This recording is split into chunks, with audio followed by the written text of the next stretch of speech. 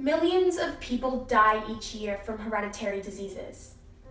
But what if I told you that 10% of all hereditary diseases are caused by splice site mutations? Biology is so enticing, but I've never heard about splicing. So then I'll explain the story of splicing. DNA stores all of your hereditary information, and there's some parts of your DNA which are non-coding, called introns, and coding regions exons. Then your DNA gets transcribed into pre-mRNA, which has the same information, just through the introns a little bit differently. Then splicing happens. The spliceosome comes along and notices each exon. It's able to tell an exon by the GU signal after it. It removes the introns, covalently bonding the exons, and the exons then get translated into good proteins. So how do things go wrong? Many things can go wrong. A good example of this is congenital muscular dystrophy. It's a type of paralysis, and in some cases, including laboratory mouse models, they found that only one nucleotide has caused this hereditary paralysis.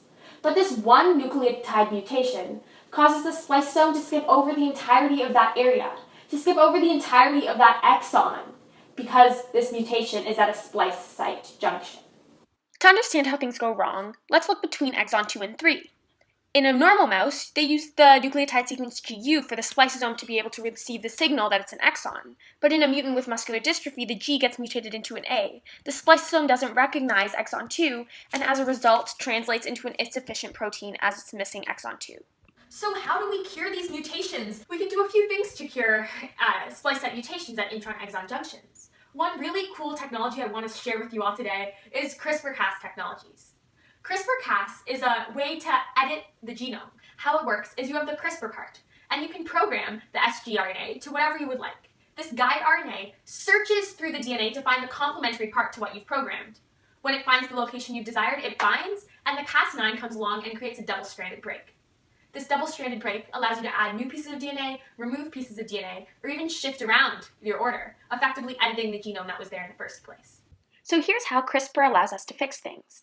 Before, we had an adenine, an A, which caused a problem. So now we use two CRISPR-Cas modules to simply cut out the part until we find another GU in the sequence. By using these two CRISPR-Cases, we eliminate that area, so we get a similar wild-type like intron. Then when the spliceosome comes along, it sees the GU and it works perfectly. A lab that I work with, Sick Kids Hospital in Toronto, actually used this exact same CRISPR-Cas method on mice with congenital muscular dystrophy, and it worked. CRISPR-Cas has so many applications, whether it be in splice site hereditary mutations or whatever the future holds. Hopefully you learned something when you watched this video. Thank you.